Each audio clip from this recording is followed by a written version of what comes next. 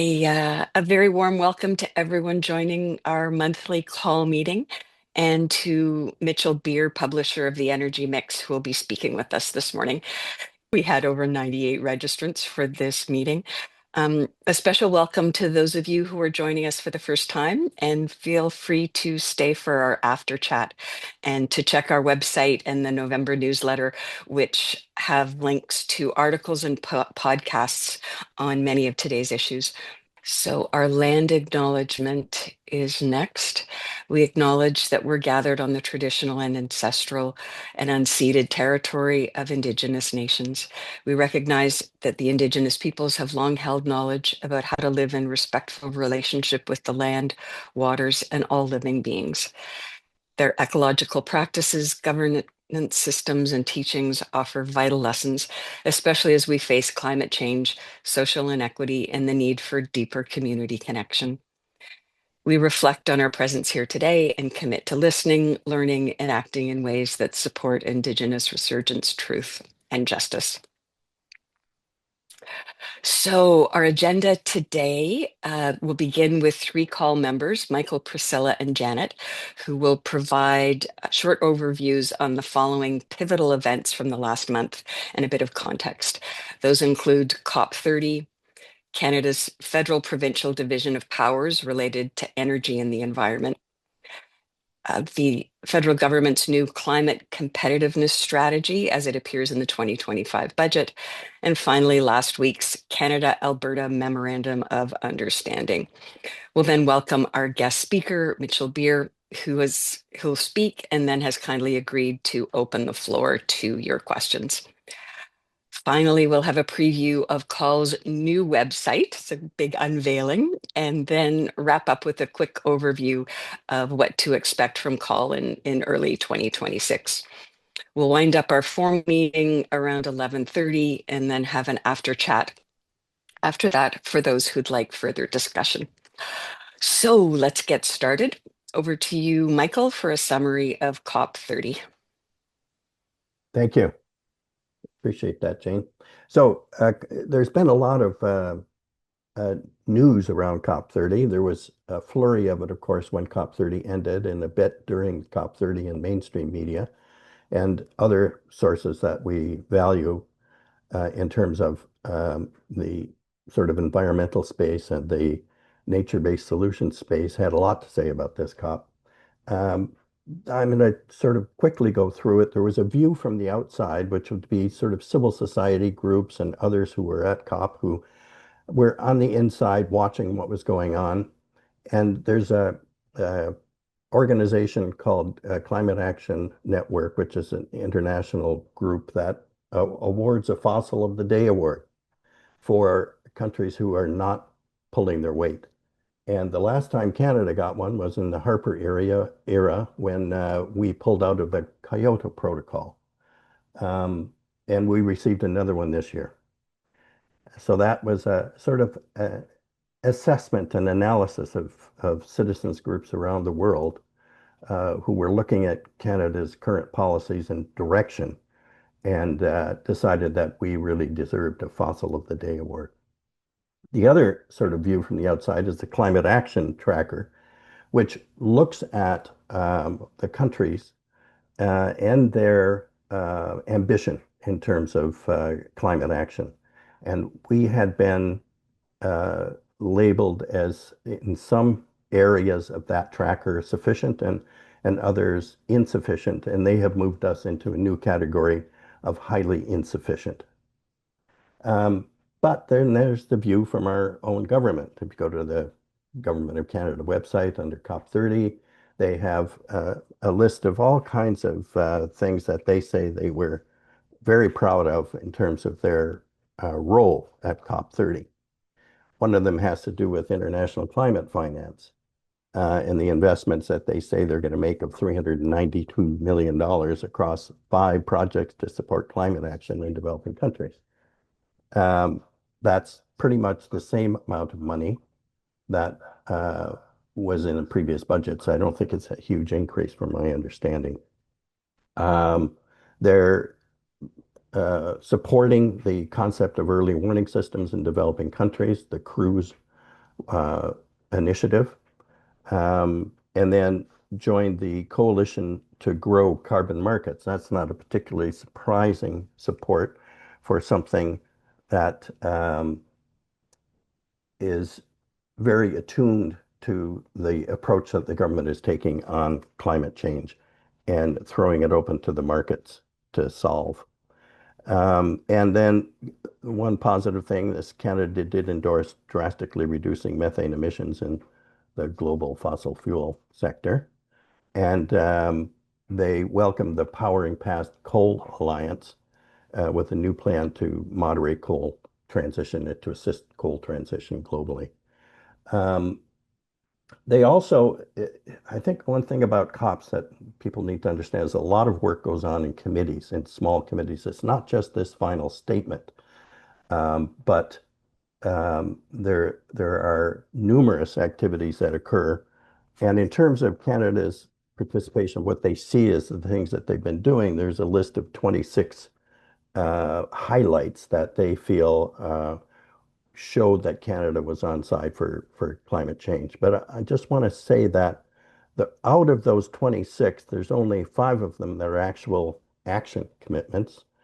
The rest of them, the other 21, are words like signing a declaration, um, um, a breakthrough agenda. I'm just trying to find the words, a global pledge, global statements, a group of friends for culture-based climate action.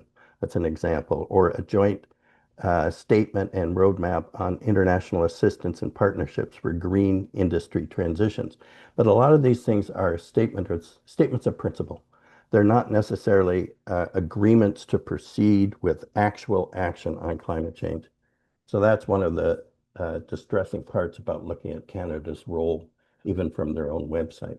Then there's the view of think tanks and civil society, um, and what COP accomplished. Um, a just transition mechanism was approved, which had been fought for a long time. But there's a wide gap, of course, between stated emission targets and reality. That's in Canada. This is a Canadian perspective on the think tanks and civil society. Um, there was one quote that I kind of like. Canada is flushing climate policies down the drain. In other words, that what they were saying is that in COP, Canada was either silent or voted against many very important issues, which I'll get to. And I think Stephen Chilbeau may agree with that. Um, Massive fossil fuel subsidies in Canada continue unabated.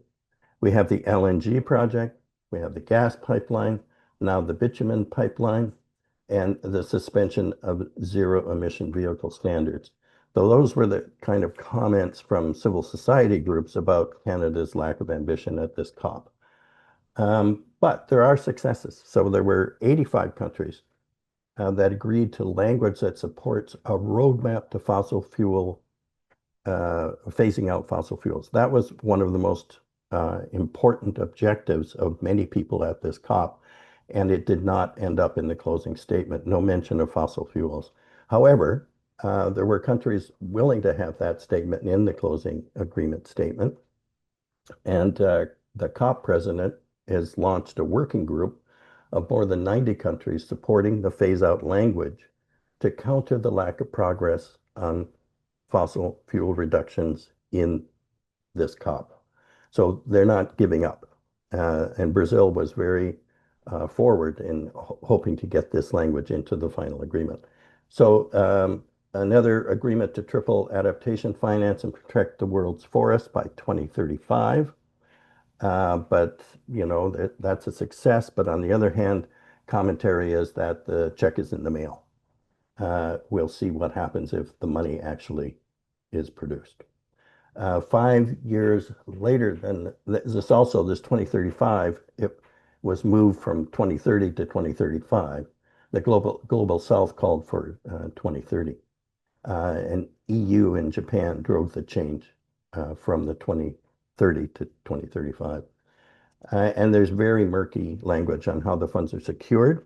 The developing world would be looking for grants, not massive loans that further indebt the country and make it more difficult for them to achieve national objectives. There's a lot of public-private partnerships and loans and all that sort of thing. So that's sort of the check is in the mail is a good sort of statement for that. The Belém Action Mechanism, it's a short for BAM, is was a success to coordinate global action and support for a just transition. That was approved, and it's pretty comprehensive language on rights and inclusion, human rights, labor rights, indigenous rights, and so on. Canada pushed to try and scuttle this plan, but they failed in that attempt. So BAM was proceeded. A series of commitments on deforestation were announced, although the largest objective was to have a roadmap, just like for phasing out fossil fuels, a roadmap for deforestation, and that did not pass. Another success, Argentina, Paraguay, and the Vatican tried to roll back language on gender and equity, weakening inclusive climate action, and that did not pass. A series of commitments on deforestation, which I talked about before. Their $6 billion rainforest protection fund was launched. And that mainly has support for Brazil's Amazon and the Congo Basin being the second largest area that needs protection along with the Amazon. Sort of a side thing to this was a recognition of 4 new indigenous territories in Brazil, which was backed by both money and political will in order to further protect the Amazon. A process was also launched for climate bodies to review how to align to international trade with climate action. There's a fear that trade is creating barriers to clean tech. So the biggest failures were the absence of the roadmap and other language on fossil fuel phase out. That was the most glaring gap. Deforestation roadmap being blocked, just transition away from fossil fuels being blocked. And this is all by petrostates. Canada was not supportive of these things either. And a just transition, I mean, a consensus model showing its inherent flaws. That's sort of the biggest failure of COP is that it runs on consensus models. And of course, the US now is outside of it as well. And that makes it very difficult to come with very strong decision making. The reality gap has never been wider between what's possible and what's impossible to ignore. The progress, though, is being led outside of COP. And that's sort of an interesting issue that had not happened at most COPs. So there's a meeting on April 28th, 29th that Colombia and the Netherlands are supporting. And along with 22 other nations, they're going to hold this meeting to carry forward the defeated motion about the just transition away from fossil fuels and the phase out of fossil fuels. Another sort of mixed results, indigenous leaders were much more vocal and able to participate, but not really with inside the COP. There were a lot of demonstrations outside of the COP, and the last 2 or 3 COPs have been in countries where protests were not allowed, more authoritarian states.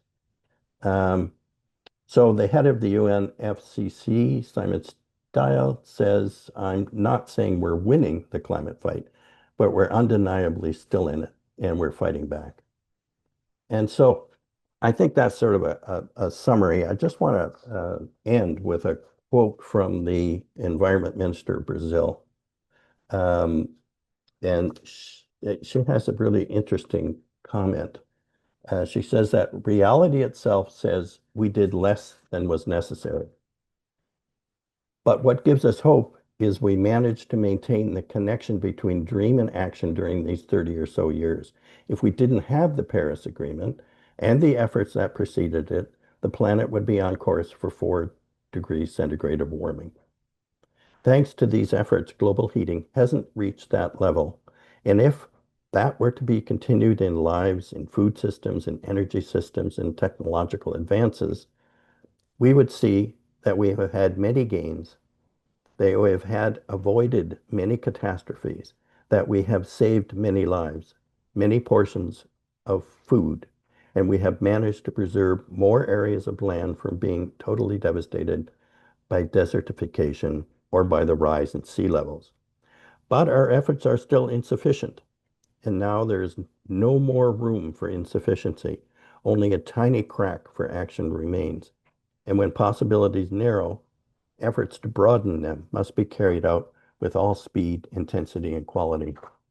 I think that's just a fabulous summary. And it does sort of answer that question, well, what's the point of COPs? Why are we bothering? There is no other international mechanism for trying to make progress. Um, it doesn't mean it's the only thing that we can do, which I think this COP is showing us by setting up this meeting in April with countries who are going to meet in Colombia to continue the discussion that did not get advanced the way it should have at COP. So there's my sort of summary, and later on during Q&A we can talk more about that. Thank you. I'm going to pass it now to Priscilla. Well, welcome everyone, and that was a terrific talk by Michael. Thank you. I'm going to be talking about just very briefly about Canada as a federation and the powers as between the federal government and the province. And just to make it very clear, there is no explicit power for the environment under the division of powers in our Constitution. So the environment and aspects of it can fall between the provinces or the federal government. And what you have to do is look at what's called the pith and substance, or the purpose and effects of the law, in order to determine who has the power to do what. And this has been very contentious in Canada. There's been a lot of tension as between the powers of the provinces and the federal government in respect of the environment. And this is illustrated by 3 Supreme Court of Canada decisions I'm going to talk very briefly about that show the sort of the fight as between who has what powers. So the first one is the powers of the federal government, and it has to do with pipelines, which is very top of the mind these days. So with respect to the Trans Mountain Pipeline in British Columbia, the BC government passed a statute that would in effect have given them the power to determine whether it could be built or not in their territory. And this went to the Supreme Court of Canada in 2020, and it decided that it was an interprovincial undertaking and therefore federal, and full stop, unanimous decision, pipelines are federal. So that's one thing we know, but obviously hotly contentious even today. The second case has to do with carbon pricing. So as you know, there was carbon pricing in the Greenhouse Gas Pollution Act, and this went to the Supreme Court of Canada, where the provinces, several provinces, argued that the federal government had no power to determine carbon pricing within a province. And what the Supreme Court of Canada decided in 2021 was under what's called the residual powers, peace, order, and good government. So the federal government has the power, that's the introductory words to their powers in the Constitution, called peace, order, and good government. And under this power, they found that carbon pricing was a matter of national concern, and therefore federal and the feds can do it. So that was an interesting decision. The third decision I want to talk about was in 2023, and this is the Impact Assessment Act. It was a reference to the Supreme Court of Canada. And you've heard a lot about complaints about this from the opposition party and so on, that this should be repealed and so on. But what it was an attempt to do is to determine the environmental impact of certain designated projects, even though these projects might have been within the jurisdiction of a province. Obviously, there were others that are fisheries or oceans and so on, and that could be federal. But the act went further and talked about designated projects that the Supreme Court of Canada felt really trailed into the jurisdiction of the provinces. And they looked at the purpose and effect of the law, and they felt that in large measure, not all the provisions of the act, but in large measure, the act was unconstitutional because it went beyond the power of the federal government. So I'm sure we're going to hear from the Supreme Court, especially these days, going to be a lot more contentious issues about federal and provincial powers. But it's clear that the federal government cannot do everything that we would like them to do in respect of the environment. I just wanted to say, last but not least, but about Aboriginal rights are entrenched. They are in our Constitution. And it's very clear that existing Aboriginal and treaty rights are recognized and affirmed. And that's another context in which the environmental issues come up very clearly. And these rights are not subject to what we all read a lot about these days is the notwithstanding clause. It has nothing to do with that. They are entrenched in Constitution. So those are my comments. Thank you. So I'm going to be talking about the budget climate section as well as the content of the MOU. And Michael has given you some insight into the government's approach to climate and to the economy as it meshes with climate. My talk is going to very briefly look at key content based on my personal reading, so I'll couch it in that term, of both the budget section dealing with the climate competitive strategy and with the MOU for those of you who haven't had time to review either of the documents. So let's start with the climate competitive strategy, if we can move forward. The key, there are 7 parts to the climate competitive strategy, which forms 10 pages of the budget, which is 300 to 400 pages long. So it's a very small, it is a small part, not surprisingly, of an economic document. The key government activity that they wish to use for moving into a competitive climate strategy is strengthening the industrial carbon pricing. Right now, industrial carbon pricing is uneven across the provinces. It is not acting as strongly as it could to bring down our heavy emitters' emissions. This includes our oil and gas, the cement, fertilizer, and obviously electricity as well. So that is the key regulation that the government wants to move forward with as sort of their base for driving down emissions and meeting our net zero targets. The second element in the strategy was clarity on the greenhouse gas regulations. Specifically, that would be the methane regulations, which they give a timeline for release or finalizing and bringing into effect the methane regulations on oil and gas as well as landfill. And we've talked about those in previous presentations. The other key greenhouse gas regulation is the clean energy regulation. And referencing back to Priscilla's discussion of federal rights versus provincial rights, they are looking to strengthen the Canada Environmental Protection Act in order to make those clean electricity regulations more effective. And they're looking to update green and better strengthen and clarify the greenwashing legislation that came out in the Competitive Competition Act about 18 months ago. Next slide. The rest of the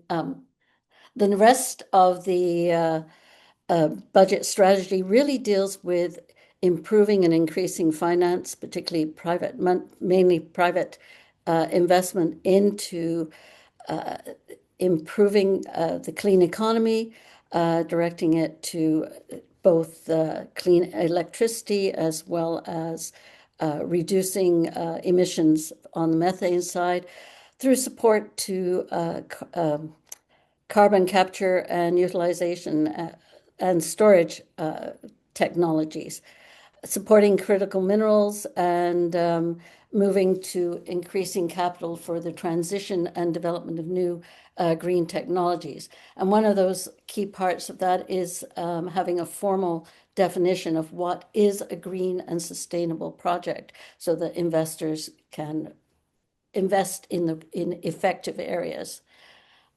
Next slide. That brings us a very, very quick run through.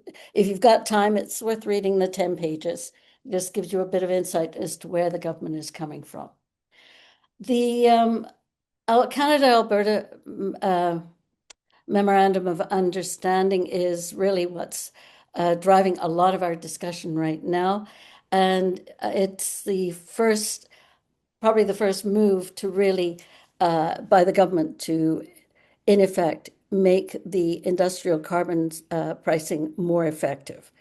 A grand bargain or a bad bargain, I'm not going to opine at the moment. The Memorandum of Understanding, it's a 6-page document. It identifies the basic understanding between Canada and Alberta that they are both committed to a net zero greenhouse gas emissions by 2050.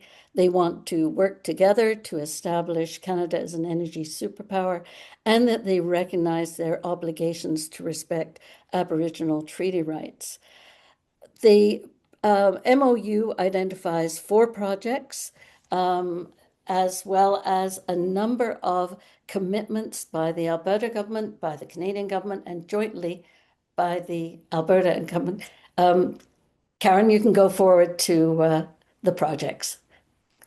In terms of these commitments apply a number of constraints over the activities that can go forward and are, as you will see as I go through the presentation. So I want to start with the 2 projects of the 4 projects that are part of this MOU that deal with electricity, because they seem to have gotten completely lost in any of our discussion. The first is to construct significant and sovereign artificial intelligent computing capabilities in Alberta or in Canada, in Alberta, because it's an Alberta related document. And so this is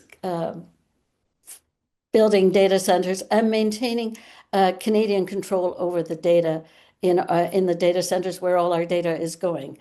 The second is, I think, something that all of us are really pleased to see, and this is a commitment to construct the large transmission interties between BC, Alberta, and Saskatchewan. Now, BC and Saskatchewan were not party to this MOU, so hopefully they are in agreement with this.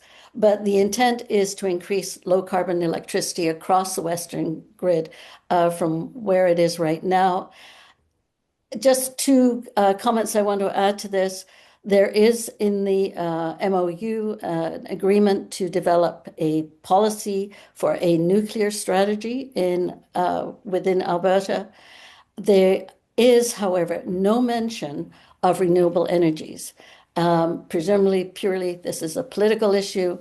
There's not a reinforcement of the Alberta position currently on renewable wind and solar, but there is no advocacy for it either. The next slide, please. And the next slide brings us to what is taking up a lot of the airtime and concern at this time. The pipeline project has a number of preconditions and limitations. There's a number of timelines that have to be met in order for the project apparently to proceed. Basically, the project is intended to get low emission, and that is important, Alberta bitumen to Asian markets. That is to be private sector financed and constructed. Alberta is to be the proponent, so the federal government is stepping back. There is Indigenous co-ownership is encouraged, and there's a number of commitments by Alberta and to act as a financial backstop to any Indigenous any indigenous investment in this project. And the project has the ability to submit to the Major Projects Office, but the submission has to occur by July 1st, 2026. I'm assuming that the project could proceed not as a major project or a national project, but there is that timeline if it wants to be considered a national project. Personally, I'm not aware, I haven't seen anything where anybody is, any private party has proposed that they will be identifying or financing or interested in proposing this pipeline at the moment.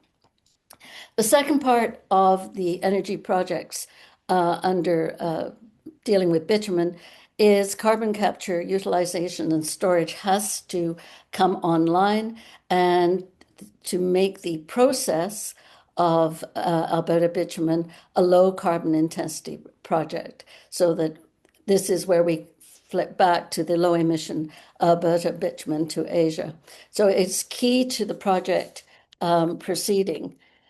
And if we can go to the next slide. So no details on this pipeline in the MOU. One of the key constraints, there are 36 commitments that are made by the two governments, and a number of them are constraints. This must happen before this can happen. This must happen before this can happen. So they work both ways. By April 1st, 2026, there must be a trilateral memorandum of understanding between Alberta, Canada, and the Pathways companies. And the Pathways companies are, to my understanding, the tar sands companies, tar sand producers.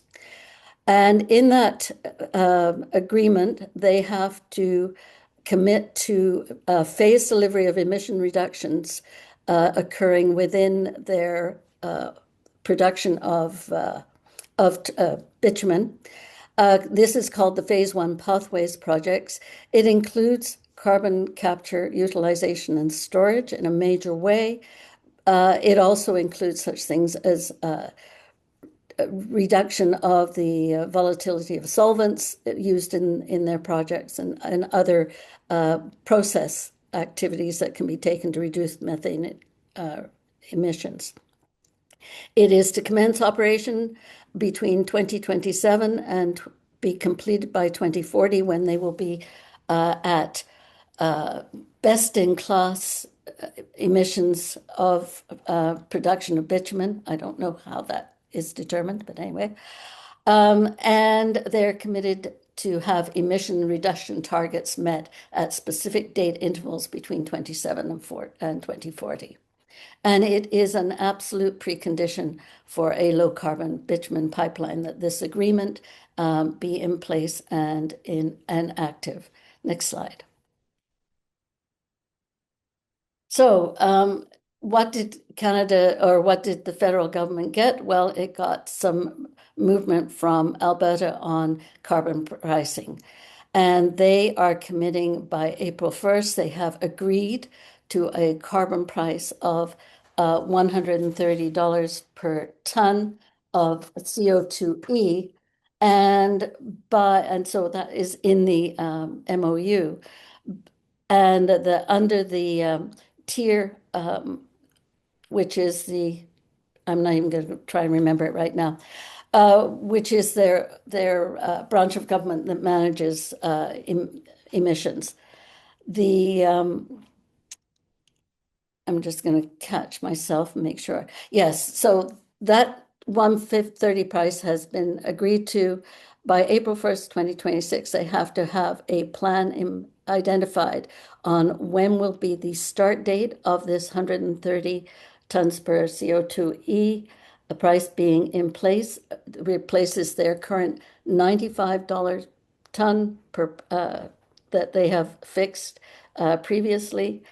And there has to be a plan for regular increases over the long term, presumably to 2050, to show increasing stringency and increasing cost of greenhouse gas emissions occurring under this program. It also has to have effective enforcement mechanisms being identified in this plan by April 1, as well as a willingness or an acceptance that there are sector-specific issues that need to be addressed. So those are commitments under carbon pricing to strengthen the carbon pricing, primarily of the oil and gas sector, but also of the cement, the electricity, and the fertilizer sectors in Alberta and other heavy emitters in Alberta. Next slide. So other commitments, methane equivalency target. Alberta and Canada agree that the target should be 75% of 2014 emissions by 2035. The oil and gas cap, which has not been implemented, will not be implemented, and the industrial carbon price will be used as an alternative, assuming a strong and viable carbon pricing mechanism within Alberta. The environmental impact assessment process, there is a commitment to remove duplicate provisions in provincial EIA and federal EIA legislation in order to facilitate a 2-year project approval plan. That seems independent of whether or not it is accepted as a national project. Next slide. The clean electricity regulation will be suspended in Alberta if Alberta implements the new carbon price by April 1st, 2026. If they put in and maintain a strong industrial carbon price and mechanism in Alberta, it will be held in abeyance, and that is the specific terminology. The Oil Tanker Moratorium Act is, the feds indicate that if a pipeline is approved, then there will be modifications to the Oil Tanker Modification Act. And next slide quickly is just for reference purposes. These are the deliverables. I'm not going to go through them, but I hope I've given you an idea of the key points in the MOU. It's a fairly quick read, but not an unconfusing read. And with that, I'm going to turn it over to Karen and to introduce Mitchell. Thank you, Janet. So it is a great pleasure of mine to introduce our guest, Mitchell Beer, who is a veteran climate and energy communicator and the founding publisher of the Energy Mix. Mitchell brings more than 40 years of experience in journalism and climate communications, and his leadership has been recognized with honors like the Canada's Clean 50 Lifetime Achievement Award and King Charles III Coronation Medal last year, or this year actually. What I really want to say is that the Energy Mix has been an essential resource for me because it cuts through just a flood of climate news and gets straight to what's important. And it's really shaped my understanding of climate issues over the years. So that's why I think that supporting the Energy Mix is really important, because it helps keep one of Canada's very few evidence-driven climate media outlets alive. So I'm going to turn it over to him, but what I also want to say is that I hope, if you don't already, that you'll subscribe to the Energy Mix, and that if you're in a position to do so, particularly now when so much is happening, that you'll consider a donation to support all of this incredible work. Mitchell, thank you so much for the support you've given CALL over the years and for being here today to help us understand this really pivotal moment. Thanks so much. Thanks so much for the invitation, Karen, and to everybody at CALL. Thank you, everybody, for being here today. It's really nice to sort of scroll through and see a lot of familiar names and faces in the chat, and it's nice to see lots of unfamiliar names and faces in the chat as well. For a long time, I've thought that we'll know that we're advancing on these issues when it isn't always all the same people in the room. And I think CALL's done a really great job of expanding, helping to expand that bubble of folks who are in the conversation and finding ways of connecting more widely on energy and climate and on the transition of carbon. Karen, I have to say you've been an essential resource for us as well.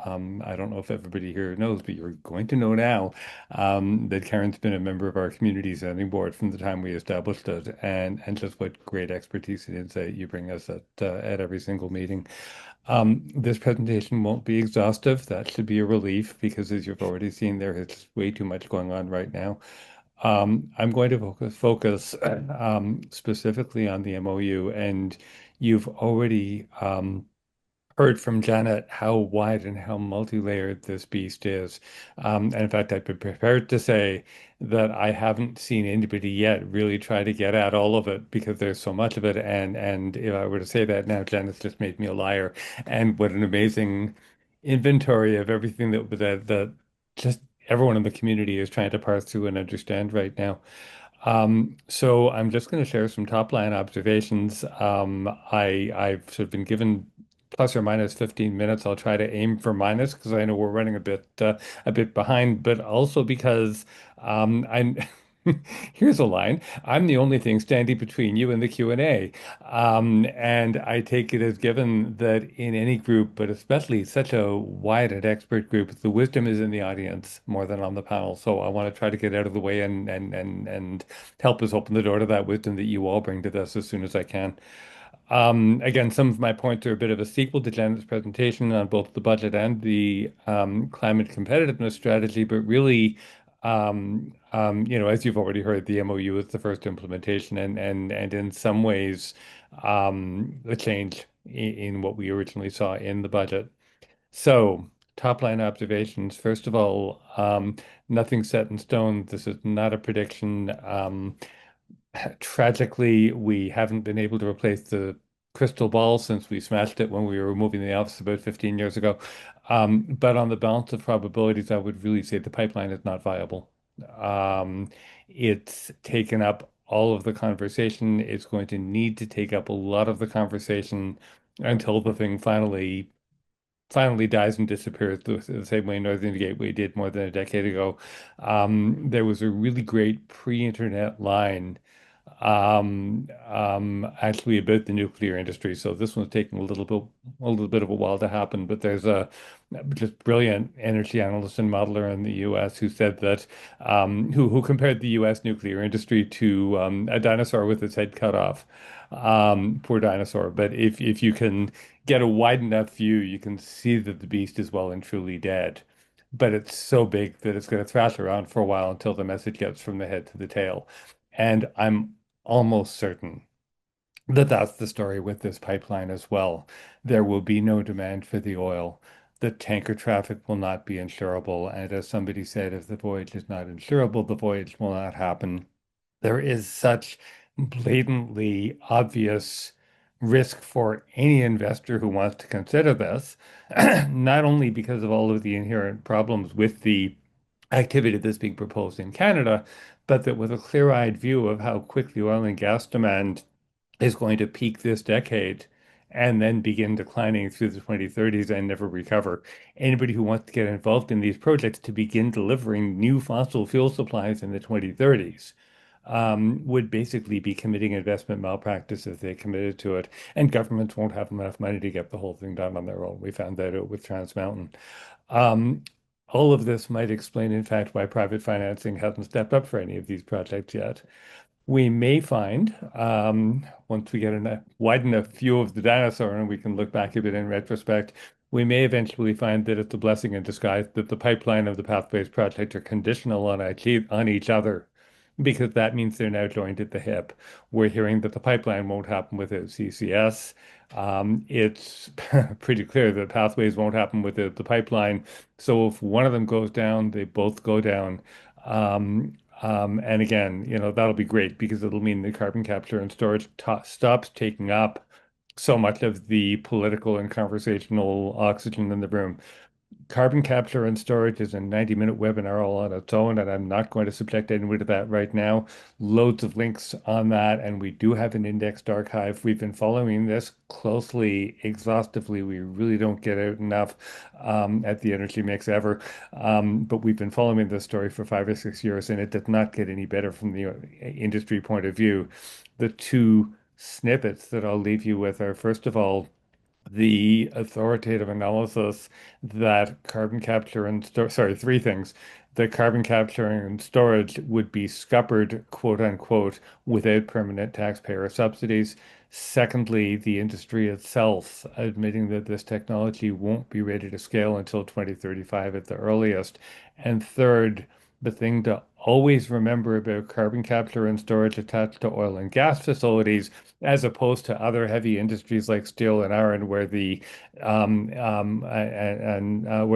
the emissions are at the point of production.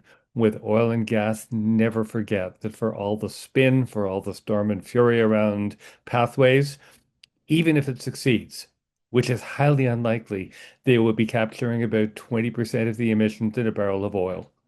The other 80% get exported into somebody else's emissions inventory because it's going out of the country. And those emissions go into the atmosphere when a product that fries the planet, when used as directed, is sent to its end customer and used as directed. And none of that is in the conversation because that 80% of the emissions in the barrel is something pathways can't control. If they can't control, they sure don't want to talk about it. Um, so, um, if it's an unintended effect of the MOU that Pathways finally just would you all please just shut up? It's been a long time now. That would give us some space to talk about things that we can actually get done. Within the MOU, we're hearing that the federal investment tax credits for various clean energy technologies will be extended to enhanced oil recovery, which is a process where the carbon that is captured is injected into depleted oil wells so that they'll produce more oil. So again, think back to this 80-20 ratio. Even if they're capturing all of their production emissions, they're saying, hey, great, we're heroes. We captured the 20%, but we need some cash flow because nobody wants to pay for CCS because there's no revenue in it. It's just a cost. Wait a minute, we can get revenue by selling that captured carbon to a fossil fuel company to inject it underground to extract more oil, but that's okay. We'll capture the carbon, 20% of it. Math is hard, but they really should understand that. So if all of that goes away, that will not be a bad thing. But one way the federal government is trying to support the CCS industry is by allowing the tax credit for enhanced oil recovery when as recently as the budget, as Janet pointed out, they said they wouldn't. We're hearing industry voices saying that this will be a game changer for carbon capture and storage. And we haven't had a chance, we haven't been able to sort out yet how much of that is substance and how much of it is spin. You already know that Indigenous communities are responding to this. A new generation of leadership is stepping up, joining people like Grand Chief Stuart Phillip of the Union of BC Indian Chiefs, who's heading back to the front lines again, it seems. Legal teams are gearing up. There was an interesting moment when Mark Miller, who is a Trudeau era cabinet minister who's just been brought back into cabinet in wake of Stephen Guilbeault's resignation.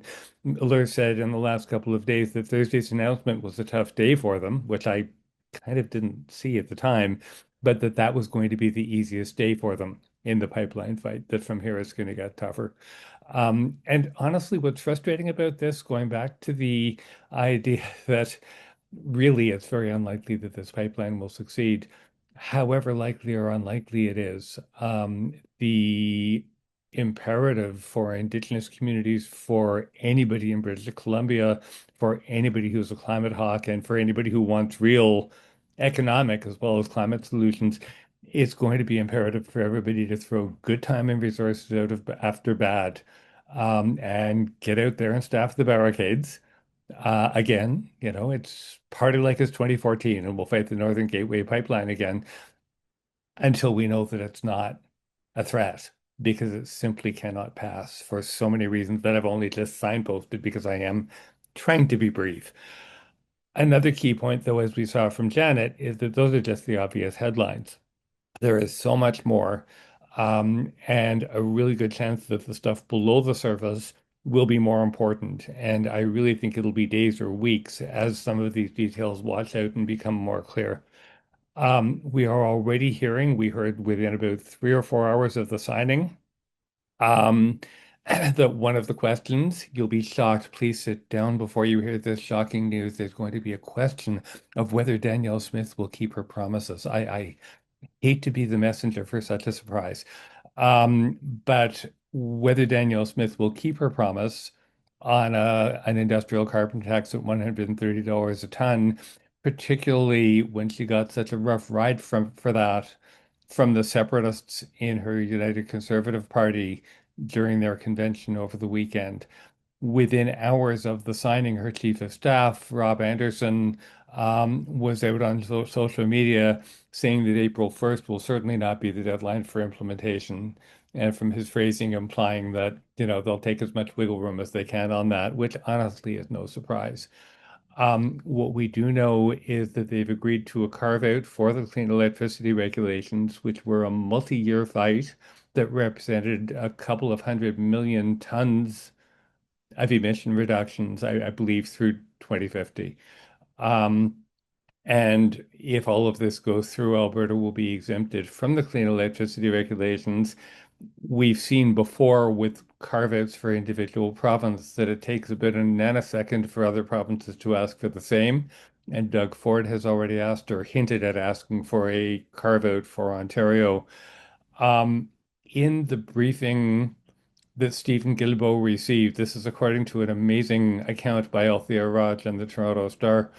In the briefing that Stephen Guilbeault received less than 48 hours before the signing, he was the one apparently to inform Carney's chief of staff, his privy council clerk, the deputy clerk, um, that a $130 per ton industrial carbon price is fine and good if Smith actually agrees to it, but that to get the same emission reductions that were baked into the clean electricity regulations, even after they were severely weakened at Smith's behest, to get the equivalent emission reductions, you would need a carbon price in the range of $400 to $500 per ton. And a really important point that the Toronto Star surfaced was the reaction from the chief of staff was, "Is this true?" So they agreed to this without even realizing the implications of what they were doing. Once again, the investment tax credit for enhanced oil recovery will be a really serious sleeper issue in this agreement. Methane reductions have been signposted as a win, but in fact, the 2030 deadline to get those reductions has been extended to 2035. And getting a bit nerdy, the baseline year for which the 75% reduction will be calculated is now 2014 and not 2012. Methane emissions have been a little more stable lately, but I think they have increased between 2012 and 2014. So they'll be calculating a 75% reduction on a higher baseline, and the net result will be more methane going into the atmosphere, even though the Intergovernmental Panel on Climate Change has identified methane reductions as one of the 2 or 3 quickest, cheapest ways of getting the deepest emission reductions that we need by 2030. So with the 2035 deadline, that is now off the table for Canada. Janet mentioned the nuclear strategy that's on the way, with no details yet. We've seen, as she said, lots of commitments on behalf of third parties, commitments on behalf of British Columbia, which is not likely going to be terribly willing to play along on behalf of Saskatchewan, which will probably be more willing on behalf of First Nations. And again, the assumption of a really, really heavy lift for investors. And we're hearing more and more questions about whether any of that is real. As an example of some of the hidden nuggets that we think are going to keep on playing out in the next little while, earlier in the session, I put up a link to an exclusive that we published yesterday. We have an investigative series that our Alberta correspondent Jody McPherson is in the middle of, and it's on the proposed Hidden Valley. Sorry, Wonder Valley. We call the series Hidden Wonder Valley. The project is called Wonder Valley. It's a massive AI data center mega project that Kevin O'Leary is proposing in a drought-stricken rural municipality in northwestern Alberta. And the exclusive is that if Hidden Valley does go ahead, there are many questions around that, but if it does, um, it will create as much new climate pollution as Alberta reduced when it banned coal, when it phased out coal. It didn't ban it, but when it phased out coal. So one single very large data center proposal is enough to offset a whole province no longer generating electricity from coal. And the way this ties back to the MOU is that it's almost an afterthought. It's just this very brief reference, again, as Janet presented, to the way this deal will lead to hundreds of megawatts of data center capacity to secure Canadian data sovereignty. I think we can all agree that Canada needs data sovereignty, but it's just an example of something that was almost just mentioned in passing. And yet, from one proposed data center, that's the impact that we're not hearing about. And then finally, there was one really intriguing point that we heard from Gavin Pitchford, who's the founder of the Clean 50. He was out in his newsletter on Friday, um, upfront recommending that at least a dozen members of the Liberal Environment and Climate Caucus, which has reportedly about 50 members, and they're about to have 51 because Stephen Guilbeault said this morning that he'll be joining. Um, Gavin's recommending that at least a dozen of those caucus members temporarily leave the Liberal caucus in the House of Commons. He said they should form their own ex-Liberal party with a dozen MPs. They would have party status, they would qualify for funding, they would get space in question period, and they would hold a good share of the balance of power in the House of Commons. And I don't think anybody thinks that's realistically going to happen, but it's a measure of what a volatile time we're in, and if how power alliances might begin to shift. In the Q&A, I'd be happy to talk about Carney's motivations. We've been seeing endless speculation about that since he sought the Liberal leadership. Again, it's a whole webinar in itself, and I'm sure there have been many of them. That conversation is going through another growth spurt right now because everybody's asking, what the hell is he doing? And rather than taking up more presentation time when I said I wouldn't, I'll just put that issue on the list and encourage conversation in the Q&A if anybody wants to go there. Just a couple of last points that whatever else climate and energy groups advocate for, and there's going to be a lot that we need to advocate for, I think, and that is independent news, Energy Mix will be trying to follow. I think one of the strongest suits we have is to emphasize the road not taken, or at least not yet been taken. And that is the potential for nation building projects that actually build the nation. There is a group called Elbows Up for Climate that is co-chaired by the now former mayor of Montreal, Valérie Plante, and the former mayor of Toronto, David Miller. I believe a lot of the organizing in back of it is an absolutely fabulous group of municipal elected officials called Climate Caucus. They rock every single day. And during the election, then repeated afterwards, Elbows Up for Climate published a list of, I believe it was 5 nation-building projects that would actually build the economy and build up communities while driving down emissions.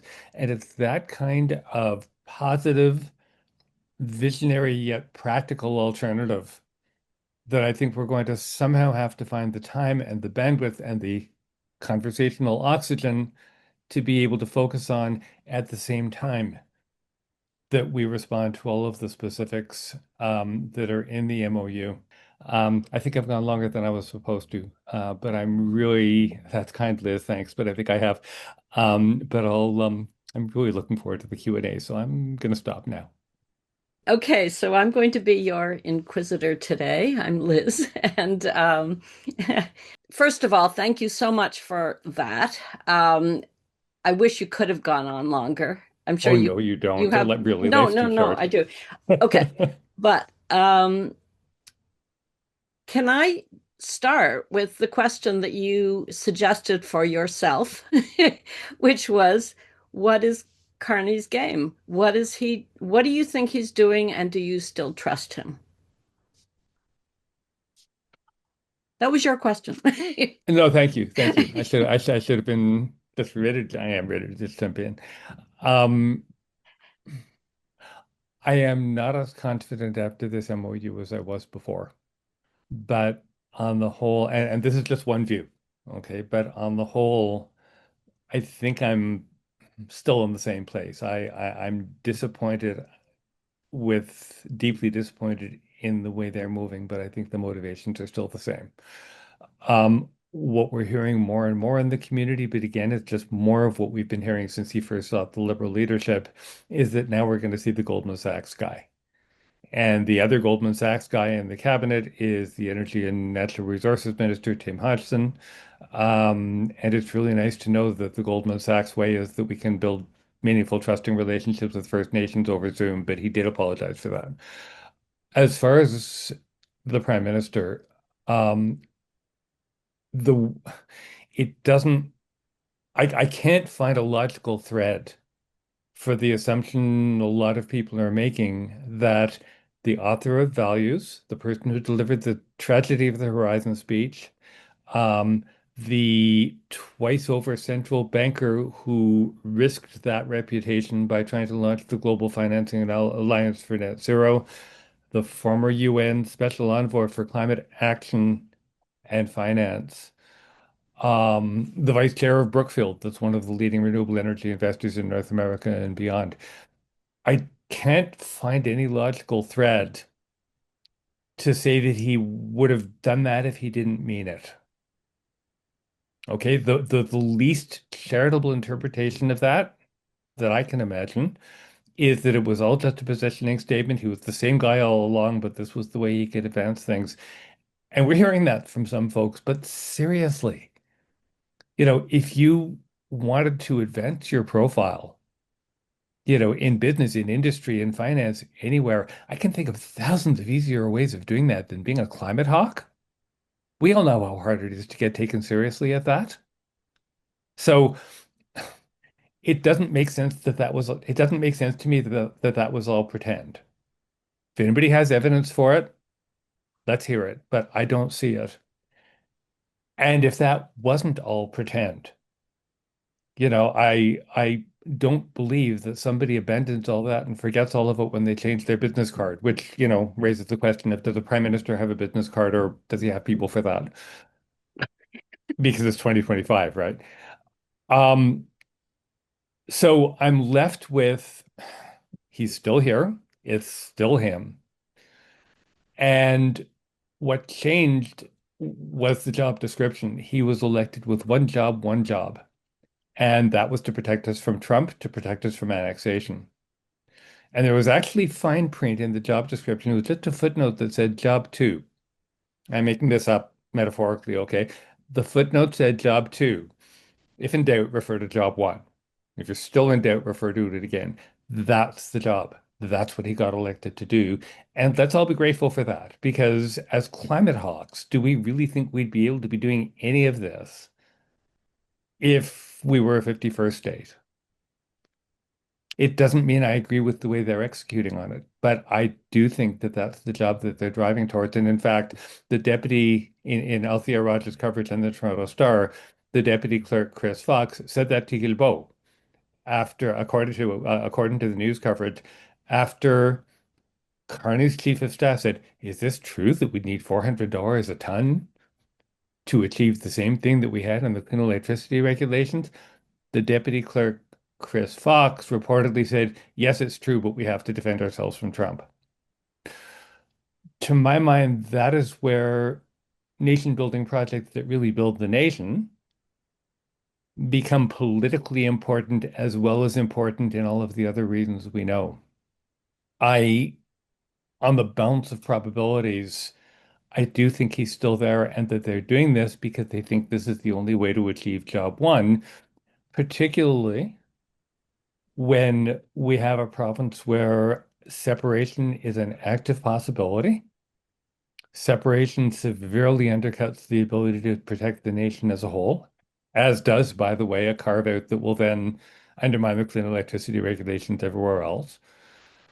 And there has been some suspicion, and I think, some evidence, but we can't really know what's in her mind, that Smith is prepared to act as a fifth column for Trump. This became a little bit evident when she and Kevin O'Leary went down to Mar-a-Lago before the inauguration. Nobody knows for sure what was said during those meetings. So Okay. if that's what Carney and his team are trying to protect us from, I think we can vehemently and substantively and actively challenge the parts of that we disagree with without having to vilify him as somebody who never meant it about climate solutions. Unless we really think we'd even be able to have this conversation if we were 51st state. Okay. That helps a lot. So that's a great answer. Thank It's you. longer than I hoped, but there are layers and layers to it. Okay. So Michael, to your question in the chat, quickly on the chat, Michael's asking if O'Leary is an issue, why is his AI data center in the MOU?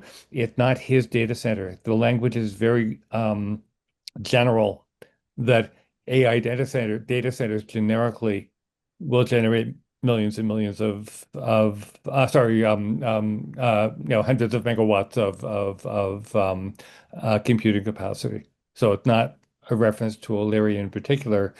And in her coverage, our correspondent Jody McPherson is finding that a year after that MOU was signed for Wonder Valley, apparently they haven't lined up any investors anymore, and any investors yet, and it's been crickets on, some of the substantive details of the deal. can I just do a follow-up on that question, which is, would you trust one of our a member of our audience has said, would you trust Kevin O'Leary with data sovereignty?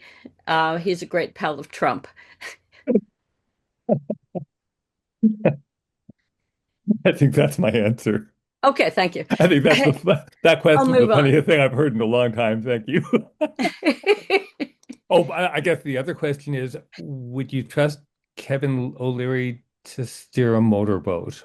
But that's a different story. It was his wife. Never mind. Okay. If you don't know that story, look it up. Yeah. Okay. Thank you. I'm just going to ask another question that it was something that it was top of my mind, so I'm going to be selfish. If you were a gambling man, what odds would you place on the construction of a new pipeline from Alberta to the Pacific? Well, I'm not a gambling man, thankfully. But if 1 to 5%. Okay, For, that's interesting. sorry, the question was about the pipeline to Asia. Yeah. Well, not to Asia, to the okay, so for Asian markets. Yes. Markham Hislop at Energy Media has documented pretty extensively that there will be no demand for the oil in Asia. We're still gathering, but seeing strong indications, like multiple sourcing at this point, that the tankers won't be insurable because the waters are so dangerous. And the line is that if the voyage is not survivable, it's not insurable. No investors have lined up for it. Legal battles will take years, and by the time those legal battles have played out, even if they go against indigenous communities and go against non-indigenous communities that oppose it, by the time the pipeline is clear of legal challenges, it'll be even more clear than it is today, and clear beyond the industry's ability to spin otherwise, that global oil demand is never recovering because renewables and efficiency and storage are surging so fast and their cost is still coming down. And we're talking a couple of years for that, or even right now, not decades. The transition is unfolding that fast. So 1 to 5% is probably generous. And once again, that doesn't change any of what everyone's going to have to be doing with their winter vacation and their summer vacation and everything in between. As long as it's on the books, is still going to need attention. Okay. Okay. So the last question about that is the Trans Mountain Expansion project opened last year and roughly tripled the pipeline's capacity for crude oil to bring crude oil to the coast. Is there any opportunity to further expand that corridor, which has already been approved and developed? And wouldn't that project be less expensive, less environmentally damaging, and faster? And They're already proposing to expand it. ah, Um, in total, come to think of it, a journalist has just committed a buried lead because this should have been in my initial presentation. In total, this MOU is aiming for 1.4 million barrels of new oil production, which is oil sands production per year, a million in the new pipeline, and 3 to 400,000 in an expansion of the expanded Trans Mountain pipeline. So that's already on the books. David Eby, the Premier of British Columbia, is saying that he supports the expansion, but not the new pipeline. I think his hope or his spin or whatever he's doing right now is that by trading away another expansion of Trans Mountain, um, the new pipeline will become less viable. And as far as that goes, I think that's true. There would be fewer impact, I assume, along the route, given that the route's already been carved out. But bear in mind, the most fundamental and most profound impact of any pipeline is the emissions in every barrel. And the impact of an expanded Trans Mountain pipeline would be 300 to $400,000 a day of additional bitumen pumping greenhouse gases into the atmosphere when what we need to do is quickly draw them down. Um, the price that has been suggested for it is $4 billion. And I mean, you know, I don't know if my hearing aids are acting up or if there's an echo in the room, but I could swear that that's very close to the price we were given for the original Trans Mountain expansion. And we now know that $34 billion is an obsolete number for it. It's up to about 35.5 or something. So at least the increases have slowed down a little bit, right? I mean, that's progress, yeah. So $4 billion to expand the Trans Mountain Pipeline again. Um, are you a betting person, Liz? What odds would you give it that it'll actually come in on budget? I think 1 to 5% is a charitable about Trans Mountain, a thousand I think about the it's pipeline. very generous. Yes. Okay, let's Very, move oh, on. we're so generous with climate community. We're generous, sure. Okay. We're being gentle on Kevin O'Leary, but Okay. Karen asks a question. A key nation building project is a pan-Canadian grid. It's in the budget, it's in the MOU. What can we do to support this project? And related to that is that I think, yeah, in both of those documents, they are promoting interties between Alberta and its neighbors. And okay, I'm also okay. curious about the impediments to doing that. Okay.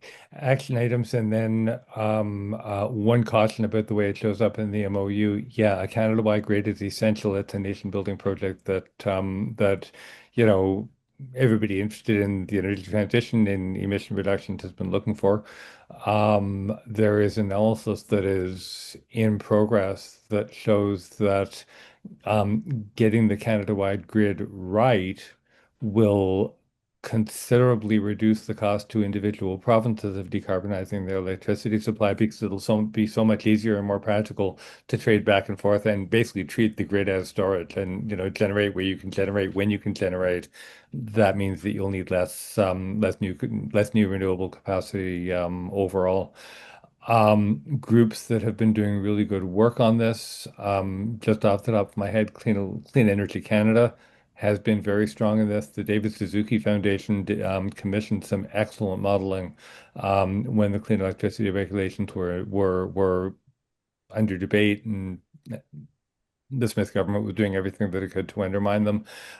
Corporate Knights is doing really good work on this, and always nice to name check one of our all-time favorite publishing partners.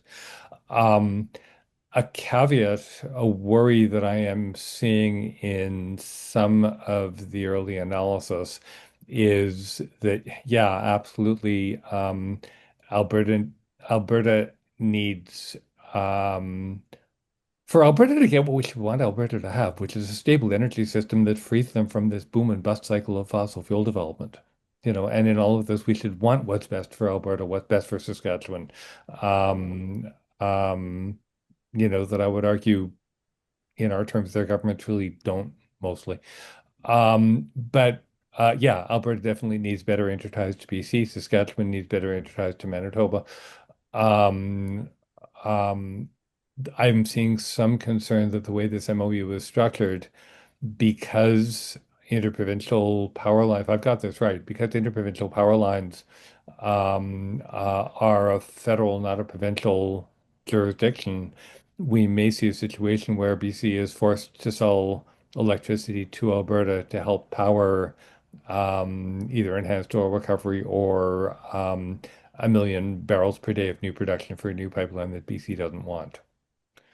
So that's something really to watch out for, not just how do we share power across those boundaries, which is so long overdue. We've been talking about the Canada-wide grid for at least 35 or 40 years that I can remember. It's a travesty that it hasn't happened yet. When we know we need to change out the grid anyway, it's adequate. Let's get it right this time. Just get it done. But within the MOU, there is this concern about predetermining that electricity will be used for something counterproductive when we should be using it to decarbonize the whole system. The only other point is that if Alberta is in need of electricity, there's something that they can do that's a whole lot less complicated and faster than building transmission to and from other provinces, and that is to lift their own moratorium on renewable energy development and allow renewable energy development on Crown lands. They have this notion that wind turbines can't be built anywhere near so-called pristine viewscapes.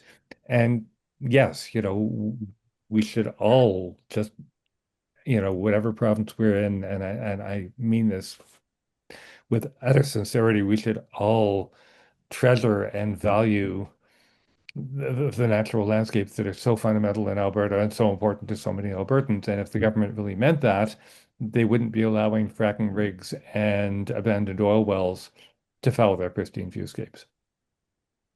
That's the excuse they're using. Okay, good. We have photos on our website. We got the goods. Oh my goodness. Okay, so I've only got about 7 minutes left. Oh my goodness. Yeah, I apologize to everyone who's submitted questions, and we're not going to be able to get to it. But let's see now.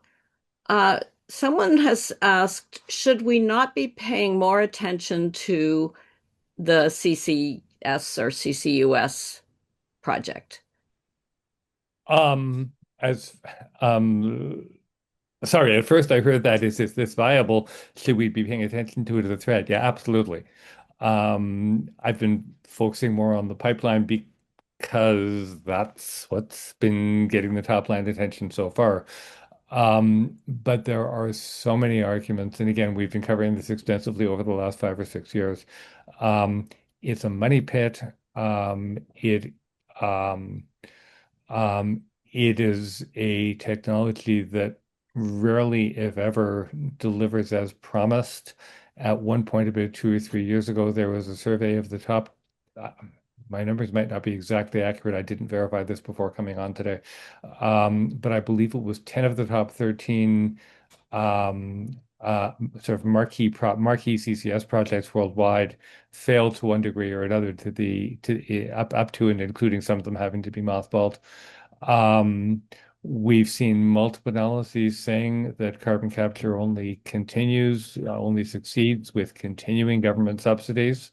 We've seen the CCS Institute in Saskatchewan admitting or asserting, because at the time they were trying to undercut the clean electricity regulations, the CCS will not be ready to function well and to scale by 2035, which was the original deadline date for the clean electricity regulations.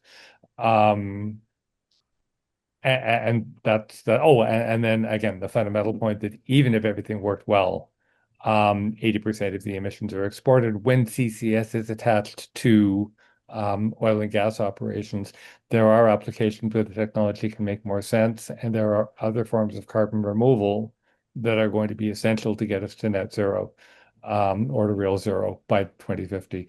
But the way it's being proposed by the Alberta fossil industry and the way it's being taken up now in the MOU, is not going to work. And I don't think there's even any point joking about placing bets on it. Nobody should. Oh yeah, the only other point is that a few years ago, leading into the eventual tax credits for carbon capture and storage, the then CEOs of Cenovus and Suncor, Alex Pourbaix and Mark Little, were saying that of the 75 billion that they thought at the time that they would need for the carbon capture they were envisioning, they thought it would be fair for taxpayers to put up 50 billion. So this is the mindset. And there's an interesting linguistic piece that I noticed because I work with words once in a while. You'll hear the industry say that on carbon capture, they're waiting for more clarity before they decide whether to proceed with pathways. And it's really interesting. I mean, I haven't had a chance to check a dictionary because it's been really, it's been busy times. But I've never known that clarity was a synonym for subsidies. I don't know if anyone can help me out with that, but that's what they mean. Clarity means we aren't hearing what we want yet, so we're going to keep lobbying. We're going to keep up the PR. We're going to kill off the greenwashing regulations so that we can keep up the PR. So yeah, we need to be paying attention to it. We need to be responding to it every chance we get.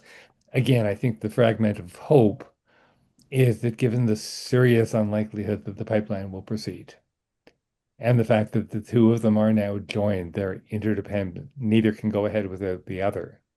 It might be that we stop hearing about pathways finally, once the pipeline is well and truly dead. That would be good. Okay, I'm getting notices that we have to stop. This is killing me. I know. Well, you have to go. That's Um, okay. Too much anyway, fun. so thank you so much again. And my hope is that we can have you back. That would be wonderful. I'd be thrilled. Thank you. Oh, yes. Also, you can always go to our website and it's at climatelearners.ca, and you can get access to our monthly newsletters, and you can subscribe to Call if you're not already on our list. So I think that's it. And we're going to wrap up with the after chat, which means that those of you who can stay can just stay on. And we'll go where we can see everybody on the screen. And thanks so much for all of your support in 2025. Best wishes, of course, for the new year and the holiday season. And I hope we can look forward to progress in 2026. Thanks.